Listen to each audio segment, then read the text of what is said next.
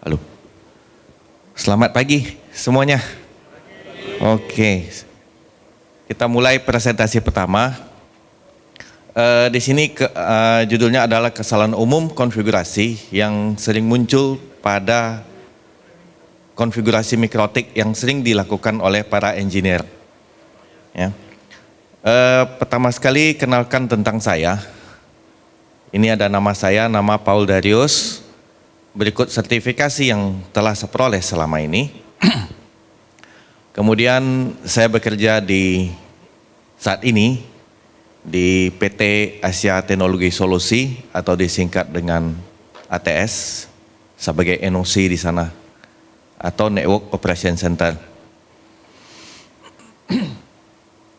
Nah, tentang ATS sendiri itu berdiri tahun 1998, kemudian memiliki data center pertama sejak tahun 2006, menjadi ISP resmi sejak tahun 2014, dan coverage areanya meliputi Tangerang sampai dengan Purwakarta. Jadi ada Tangerang Timur, Jakarta, Depok, Bekasi, Kerawang sampai Purwakarta, dan mulai tahun ini kami membuka Mikrotik Training Center yang berlokasi di Kebun Jeruk.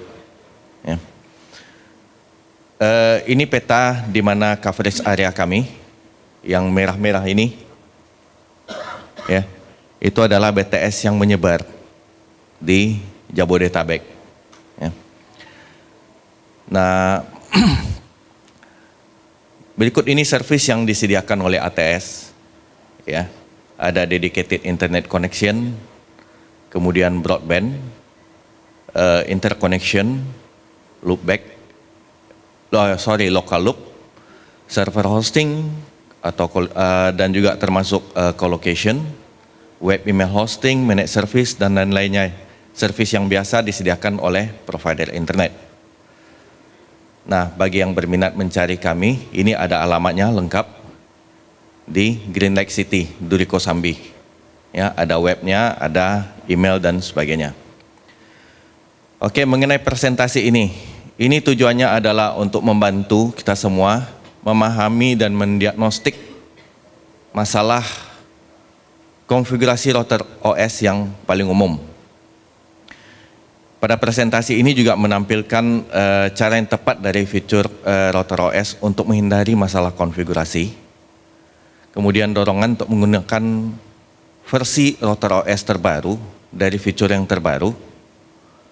Lalu mengurangi jumlah email masalah konfigurasi router OS yang mungkin sering dikirimkan ke support Mikrotik. Jadi kita diagnostik dulu sebelum kita kirimkan. Ya. Kemudian mengenai isinya, presentasi ini berisi terdiri dari masalah yang paling populer yang dikirim ke forum. Sangat sering saya baca ini di forum. Contoh-contoh yang ada dikompres, dikombinasi, disederhanakan untuk tujuan presentasi ini. Ya, pada presentasi ini juga akan menunjukkan masalah pada konfigurasi dan konfigurasi yang telah diperbaiki. Oke, yang pertama ini yang paling sering terjadi adalah NAN itu full. Kita tahu bahwa router versi terakhir NAN-nya sangat kecil, ada yang 16 mega, 32 mega, apalagi hub mini, hub light itu hanya 16 mega. Nah, kalau kita lihat, saya pernah mengalami di klien itu hanya 344 kilo sisanya, dan itu muncul error di log. Sehingga si routernya nggak bisa ngapain lagi, mau rubah config juga susah gitu. Ya. Karena masalahnya di sini adalah menggunakan paket bundling. Ya. Apabila kita mau upgrade, ini kita masukin, nah ini udah full. Ya. Kita analisa masalahnya. NAN pada router full dan selalu muncul error log pada router. Diagnosanya sistem resource menunjukkan space yang kurang dari 0,5 mega, sangat kecil sekali. Sistem paket menunjukkan semua paket terinstall walaupun sama sekali tidak digunakan. Ya, pokoknya install semua, dipakai juga kagak gitu. Ya. Alasannya karena paket yang tidak digunakan, walaupun yang tidak digunakan dan sudah di disable, itu tetap memakan space pada NAND. Ya, jadi seperti tadi yang ini, kita lihat contoh di sini ada IP6, MPLS, ini defaultnya seperti ini, dan itu jarang sekali yang pakai. Even user-user biasa, rumahan, kantor belum tentu akan menggunakan MPLS. Kenapa harus diinstal? Ya harusnya itu bisa dihapus, tapi karena menggunakan paket bundling, paket ini nggak bisa dihapus, hanya bisa di disable. Ya. Maka jalan keluarnya adalah, kita lihat di sini, sebentar, ini paket manajemen. Ya, yang ada paket manajemen, ini nama paketnya semuanya dan ini fungsi-fungsinya. Nah, ini ada di dasar semua di MTCNA. Sudah dijelaskan semua. Nah, cara implementasi yang benar adalah hapus paket yang tidak dibutuhkan, seperti Kalea, GPS, dan lain-lainnya kalau kita menggunakan ekstra paket. Ya. Kemudian kalau menggunakan bundling paket, jangan gunakan bundling paket, gunakanlah ekstra paket. Ya, sehingga kita bisa memilih paket mana yang kita benar-benar butuhkan. Ya, kalau bundling itu penuh dia. Ya. Nah ini contohnya, ini kalau bundling paket. Kalau ini baru fresh install ya, bukan yang tadi itu sudah ada file-file tambahan gitu. Ya. Kalau kita lihat yang seperti ini baru diinstal aja, ini uptime masih 3 menit, itu free space-nya aja 7,9 MB, udah lebih sekitar separuh ya. Nah kalau kita gunakan yang ekstra paket, kita hanya menginstal yang perlu saja, kita lihat bedanya, ada 8,3. Ya, lumayan space-nya, kita bisa pakai untuk yang lain gitu loh. Di sini saya pakai hanya paket yang dibutuhkan saja, saya tidak pakai bundling di sini. Dan ini jalan. Ya, jadi enggak usah ngotot, ya dari pabriknya bundling ya, kita install bundling juga gitu. Install paket yang dibutuhkan, kayak MPLS di sini kita nggak pakai. Ya. Contohnya IP6 juga nggak dipakai. Kalau misalnya PPP juga nggak dipakai, ini juga bisa dihapus. Ya, kebetulan contoh saya masih menggunakan PPP, ini router lab saya. Ya. Oke, itu masalah pertama yang pernah saya ketemukan. Yang kedua adalah double triple NAT. Nah ini seringkali teknisi melakukan problem ini. Ya, jadi contohnya di sini dari internet masuk ke main router, kemudian ada kliennya. Katakanlah ini klien ada lantai 1, lantai 2 atau gedung depan, gedung belakang. Ya, diinstal pada sumber internetnya. Ya mau fiber, mau wireless sama aja ya, pasti ada main router. Ya. Ini ada kliennya, ini fine, no problem, bisa connect dengan baik. Bagus. Kemudian si klien meminta, ini ada lantai tambahan atau gedung tambahan di belakang atau di sebelah, mau internet juga. Kalau misalnya ada 30 kliennya, ditarik dari sini 30 kabel, nggak worth ya, karena terlalu banyak kabel. Sehingga si teknisinya ambil satu pot yang bagian dari bridge di sini, ditarik lagi ke sini, pasang router, dinatkan kembali sama dia. Ada NAT, ada DHCP. Sehingga yang terjadi adalah double NAT. Di sini ada NAT pertama, kemudian di sini NAT kembali. Nah itu yang sering terjadi. Yang diinstal oleh teknisi yang ya nggak tahu gimana ya, seperti itu. Ya, cukup banyak saya temukan masalah ini. Ya, nah analisanya komputer yang terhubung di R1, kita lihat di sini R1. Sorry, ya ini R1, ini R2 ya. Komputer yang terhubung ke R1, router 1, tidak bisa berkomunikasi point to point ke komputer yang terhubung ke router 2. Contohnya file sharing, print sharing, kecuali via internet gitu ya. Tapi kalau mau langsung kirim file, ngeprint, atau katakan mau jalanin aplikasi Accurate, sekarang agak populer ya, itu susah. Ya.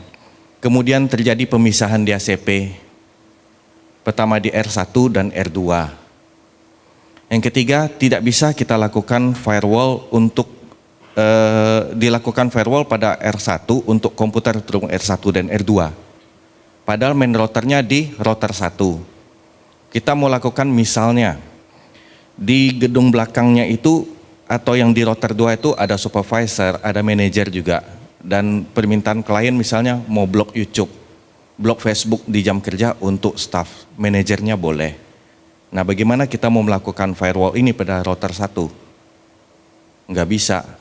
Kita harus lakukan di dua tempat, router 1, router 2. Mau rubah lagi, rubah di dua-dua router. Itu kesulitannya. Ya. Nah, implementasi yang benar adalah keluarkan Ether 2 di R1 dari bridge, jadi keluarin dari bridge di router 1. Kemudian alokasikan alamat point to point dari Ether 2 di R1 ke Ether 1 di R2, ya terserah Ethernetnya, cari yang kosong saja. Kemudian lakukan static routing dari router 1 ke router 2. Kemudian tambahkan DHCP relay dari router 1 ke router 2, sehingga DHCP list yang ada pada router 1 juga memuat list yang ada di router 2, dua-duanya. Konfigurasi firewall hanya terpusat pada router 1 saja, jadi tidak double effort lagi. Router 1 dan router 2 cukup hanya di router 1, kecuali router 2 menginginkan spesifik firewall. Ya. Kemudian, lupa saya hapus yang bawah ini. Ya. Next, mengenai wireless, kemarin juga sudah disinggung oleh Pak Valen mengenai ini. Ya. Ini salah konfigurasinya. Kesalahan pertama karena menggunakan BGN.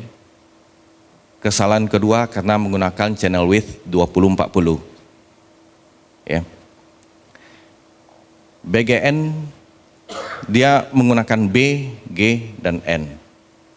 Kita tahu bahwa B menggunakan 22 MHz channel width, G 20 MHz, N bisa 20, bisa 40. Ya. Perangkat-perangkat lama yang keluaran awal 2000-an memang pakai B. Ya, tapi kayaknya yang pakai standar B itu sudah jarang. Jadi kenapa nggak pakai GN saja? Sudah jarang yang pakai B. Karena dia akan switching 20, 22, 20, 22 kalau B dan G gitu. Ya. Analisanya pertama dengan menggunakan 20-40 MHz. Pilihan channel tersedia hanya 7, bukan 11 lagi. Ya, biasanya kalau kita konfigurasi lewat Winbox, kita pilih channel. Ya, kalau menggunakan 20 MHz di sini, ini kita bisa dapat channel 1 sampai 11 full. Tapi kalau begitu dipindahkan 2040, ini hanya sampai 2442, hanya sampai channel 7. Ya. Jadi hanya satu channel yang tersedia di sini. Kemudian tidak semua device yang digunakan klien bisa support band 40. Kalaupun ada yang pakai 40, katakan ada 10 orang, semuanya support 40 MHz. Lalu tiba-tiba satu orang connect menggunakan 20 MHz, maka semuanya akan drop ke 20 MHz. Cari modulasi yang terjelek gitu. Ya, yang terendah maksudnya. Ya. Kita lihat di sini untuk yang kedua ini dengan menggunakan 2040. Non-overlappingnya kita tadi hanya tersedia channel 1 dan 1 sampai 7. Sehingga channel mana yang bisa digunakan lagi? Ini kita lihat 1 sampai 6 lalu 7 sampai 11. Kalau sudah pakai channel 1 di sini, channel 1-nya menggunakan sampai di 2442. Mau pakai channel berapa lagi untuk channel berikutnya kalau untuk AP kedua yang non-overlap? Enggak ada. Ya. Jadi di sini hanya satu channel yang tersedia kalau menggunakan 2040.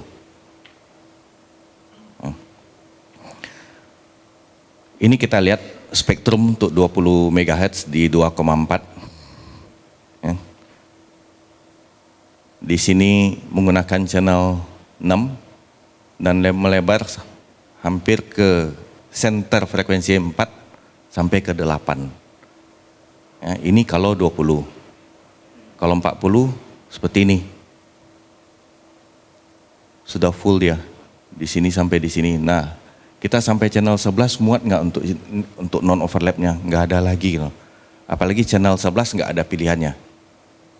Ya. Analisa masalah ketiga, standar wireless 802.11 tadi sudah saya sebutkan sebetulnya ya. 11 gunakan CSMA CA,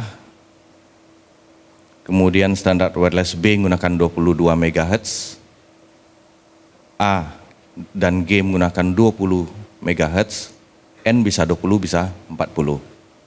Ya. Implementasi yang benar, ya, hanya gunakan GN saja dan channel width-nya hanya 20. Nggak usah buru-buru pakai 40. Kemarin sudah dijelaskan juga oleh Pak Valen mengenai ini. Ya, kebetulan materi yang ini sama. Ya.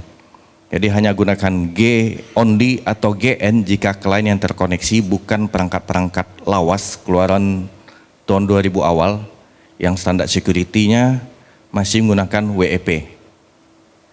Kemudian gunakan channel width 20 MHz. Apabila menggunakan capsman, disable extended channel pada capsman untuk mendapatkan non-overlapping channel yang lebih baik. Karena kalau sudah pakai 40 itu betul-betul dempet-dempetan. Jika jarak antar AP cukup dekat, kurangi TX powernya untuk memaksa klien pindah ke AP lain. Ya, kemarin juga sudah dijelaskan saya kira masalah ini. Masalah terakhir yang sering muncul adalah ini. Saya kira ini cukup banyak sampai sekarang yang melakukan ini, cara memfilter layer 7. Ya. Masuk ke IP firewall layer 7 protokol buat regex-nya yang namanya YouTube dan Facebook, lalu langsung masuk ke filter. Ini adalah cara yang salah, ya. Tapi ini banyak yang dilakukan oleh para teknisi selama ini. Ya. Nah, kita lihat mengenai analisa masalahnya. Yang terjadi kalau menggunakan cara tadi adalah beban CPU-nya tinggi, latensi meningkat, kehilangan paket, jitter, sementara paket yang mau diblok masih jalan gitu loh. Kadang di blok kayak gini ya, YouTube, Facebook di blok, pada notebook dia jalan, pada APPS tembus gitu loh. Ya, ini sering terjadi.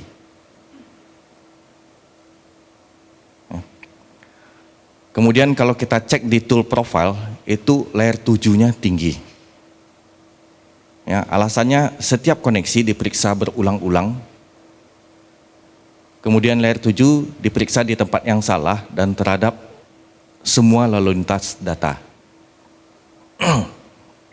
Nah, kita lihat mengenai layer 7.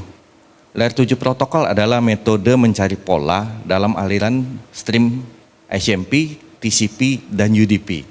Sementara kalau kita lihat contoh tadi itu berpusat pada TCP. Sementara layer 7 itu bisa HMP, TCP, dan UDP, bisa tiga-tiganya. Pada trigger layer 7 menggunakan 10 paket berikutnya atau 2 KB koneksi untuk mencari pola dalam data yang dikumpulkan. Semua pola layer 7 yang tersedia di internet dirancang untuk berfungsi hanya untuk 10 paket pertama atau 2 KB koneksi. Ya. Nah, bagaimana cara implementasi yang benar? Seperti ini, memang sedikit ribet, panjang, tapi ini adalah implementasi yang paling benar. Ya, kita lihat action yang pertama. Logikanya kalau kita browsing kemanapun, yang kita butuhkan pertama kali apa? DNS. Tanpa DNS, internet nggak jalan. Kenapa nggak DNS-nya yang diblokir? Bukan TCP-nya, tapi kita main di UDP. Makanya di sini ditekankan kita menggunakan di sini UDP 53 dan connection mark yang belum ditandai sebelumnya, kita tandai dulu namanya apa. Lalu dari connection kita buat mark paketnya. Ya. Lalu baru kita masuk di filternya, paket yang tadi di drop. Ada yang tahu kenapa ini ada dua, input dan forward dropnya? Ya. Harusnya cukup cuma satu, tapi saya buat dua. Ya. Ini boleh bolak-balik antara yang ini, firewall filter ini, mau input dulu atau forward dulu. Rata-rata kalau instalasi yang umum, router menjadi DNS cache. Benar ya? Si klien menggunakan si router sebagai DNS resolver. Yang mau buka YouTube, mau buka Facebook atau lain-lainnya pasti menggunakan router sebagai resolver. Maka di sini supaya yang request ke Facebooknya, ini tadi YouTube ya, contoh ini, request ke YouTube-nya keblokir, maka dipakai chain input. Berarti dia request DNS ke router. Chain forward sudah nggak asing ya, banyak user-user nakal, waduh si kantor ngeblokir nih, saya pakailah DNS luar, DNS 888, DNS sejuta umat gitu ya. Tembus nggak? Ya tembus kalau forwardnya nggak ada. Makanya di sini kita gunakan chain forward untuk yang paket yang sama. Sehingga mau pakai DNS manapun, ini pasti jalan. Ya. Kemudian lakukan hal sama yang di Facebook juga. Ya. Oke, ada pertanyaan mengenai ini?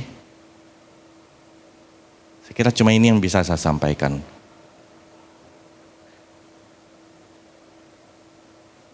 Ya, tadi mengenai NAN yang penuh, double NAT, wireless, dan terakhir layer 7. Ya. Sekedar catatan, referensi saya dari sini semuanya. Jadi saya dapat materinya dari sini juga.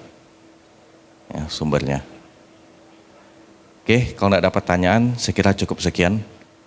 Selanjutnya presentasi dari saudara kembar saya, Pak Pujodio Broto. Karena inisial nama kami sama persis. Oke.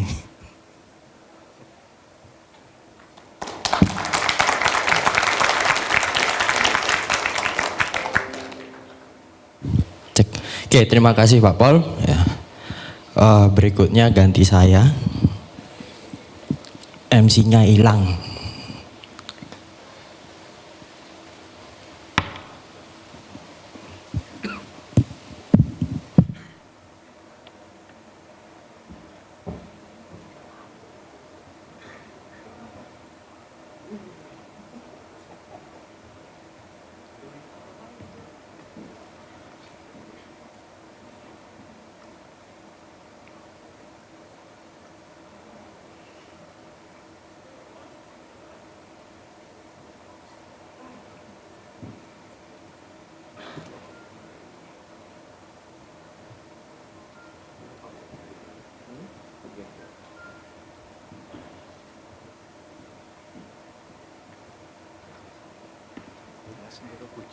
Aku wis lali iki.